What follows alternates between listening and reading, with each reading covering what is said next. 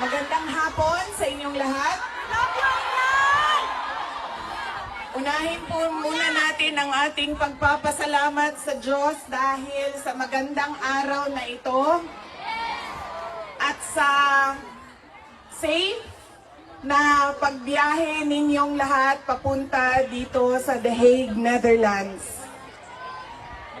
At syempre, dahil bumiyahe kayo papunta dito, ay mag-ingat kayo sa biyahe ninyo pauwi lahat sa inyong mga tirahan mamayang hapon.